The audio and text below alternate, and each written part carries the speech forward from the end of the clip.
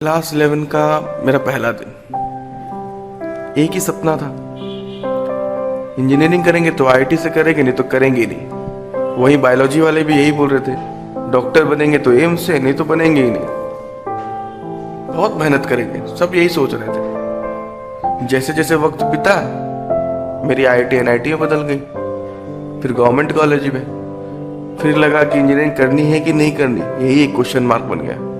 वहीं बायोलॉजी वाले जहाँ एम्स में थे वो नीट पर आ गए, फिर जिपमर पर आ गए, फिर तो एमबीबीएस से सीधे बीडीएस पर आ गए।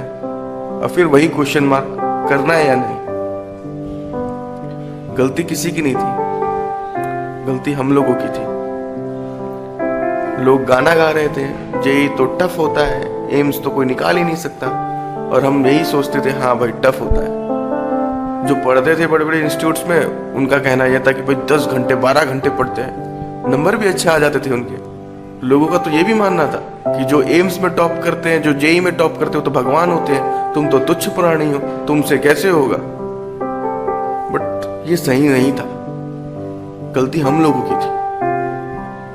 इस दौरान एक बार भी हम लोगों ने सिलेबस उठाकर नहीं देखा। एक बार अगर देख लिया होता है कि जेई का सिलेबस क्या है, नीट का सिलेबस क्या है, एआईपीएमटी का सिलेबस क्या है, तो आज कुछ और होता। विश्वास नहीं हो रहा है ना, लग रहा है ऐसे ही बोल रहा हूं। एक बार सिलेबस उठाकर तो देखिए, वक्त बदलने में वक्त नहीं लगेगा। जब वक्त हाथ से निकल गया, उसके बाद कोचिंग इंस्टीट्यूट्स में जाना था।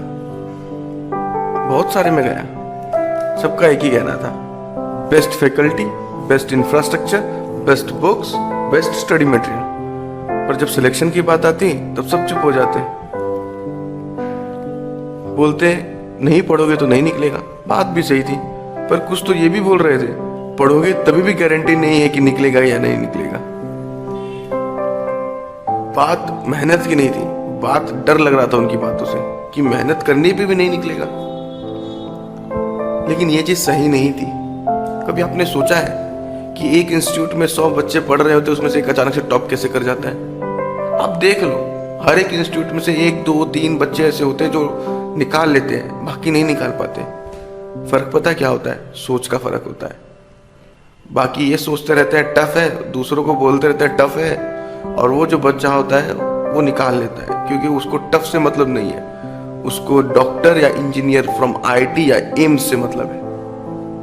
और हमें किससे मतलब है? टफ से। प्रॉब्लम पता है कहां होती है? लोग डराते हैं और हम डरते हैं। बात सही भी है, अगर नहीं डरोगे तो कोचिंग इंस्टीट्यूट में क्यों जाओगे? खुद सोचकर देखिए, 12 साल का बच्चा सत्यम जेई पास कर सकता है अच्छे नंबर से, तो आप नहीं कर सकते? 12 साल का बच्चा था। हमने तो 11th 12th पढ़ ली है, फिर से एक बार पढ़ने जा रहे हैं। आप सिलेबस उठाकर देखिए। जब मैंने सिलेबस उठाया तो मैंने ये देखा कि यार ये सब तो पढ़ा हुआ था, 11th और 12th का ही सिलेबस है।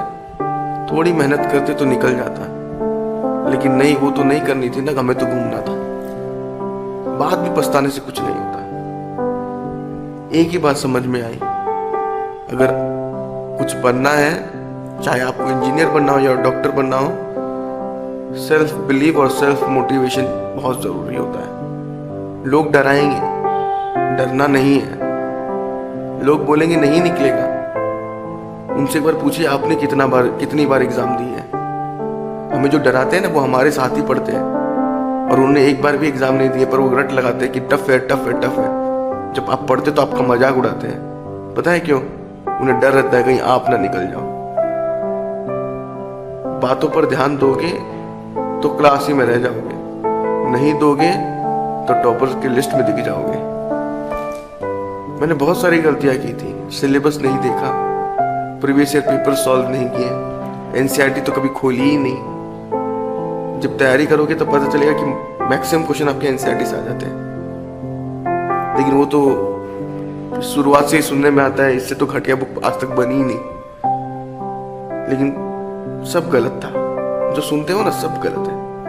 बात एक ही सही है कि जो टॉप करता है वो भी इंसान है, वो भी उन 100 बच्चों के बीच में बैठकर पढ़ता है, जहाँ पे बाकी पढ़ते हैं। फर्क सिर्फ सोच का होता है, खुद पे विश्वास रहता है कि नहीं यार निकालना है, अपना एम अलग है।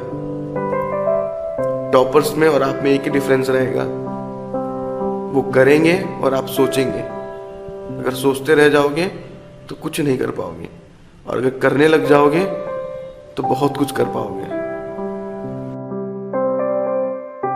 सिलेबस देखना, सारे टॉपिक्स आपके पढ़े हुए हैं, बस समझने की दरकार है और थोड़ी मेहनत करनी पड़ेगी। कैसे नहीं निकलेगा? सबका निकलता है, आपका भी निकलेगा।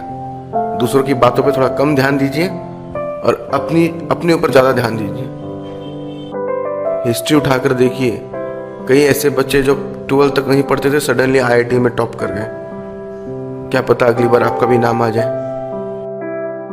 आपको पता है IIT में 10,000 से ज़्यादा सीटें होती हैं। जो नीट एग्ज़ाम होती है उसमें 65,000 से ज़्यादा सीट होती है, और आपको सिर्फ एक सीट चाहिए होती है, फिर भी डरते हैं। सबसे चौंकाने वाली बात आपको पता है, JEE मेंस का कट ऑफ हर साल गिरते जा रहा है, और लास्ट टाइम 2017 में इसका कट ऑफ 81 तक आ चुका है। अब बस आप पर है, या तो आप अपने सपने के लिए दौड़कर एक अच्छी लाइफ जियो आगे जाकर, या फिर अपनी ज़िंदगी ऐसे ही बिता दो जैसे 11th-12th में कुछ न करके बिताई, और आखिर में आपको एहसास हुआ कि यार लाइफ ख़राब कर रहे हैं अपनी। तो क्योंकि जब आप ख़राब कर रहे होते हो ना, तब आपको पता नहीं चलता कि आपकी लाइफ ख़राब हो रही है, तब आपको एन्जॉयमेंट आती है, आपको मज़ा आता है। लेकिन जब वक्त बीत जाता है ना, तब आपको एहसास होता है कि लाइफ तो ख़राब हो गई, और तब आपके पास कोई ऑप्शन नहीं रहता। आप बहुत खुश नसीब हो कि अभी आपके पास एक मौका है, JEE मेंस और AIPMT का। लगा दो अपना 100%, रिजल्ट तो 100% आएगा। डरने की ज़रूरत नहीं है, डराने की ज़रूरत है। किसको? एग्ज़ाम्स को। मुझसे सिर्फ एक ही गलती हुई थी, मैंने लोगों की बातों पर ध्यान दिया, और जब एहसास हुआ तो सिर्फ 2 महीने बचे हुए थे। बट उन 2 महीनों में भी मैंने अंडर प्रॉपर गाइडेंस एक इंटेंसिव मेहनत की, और West Bengal joint entrance examination में एक डिसेंट रैंक ले लिया, सिर्फ 2 महीनों में। आपके पास तो पूरा साल है। JEE बड़ी आसान चीज़ है, AIPMT बहुत ही आसान चीज़ है, बस जज्बा होना चाहिए। हमारा एम, हमने जो सपना देखा था ना, वो सिर्फ सपना था, कभी उसको पूरा करने के लिए हम लोगों ने कुछ नहीं किया। अभी भी वक्त है, करके तो देखिए, ज़माना झुक जाएगा।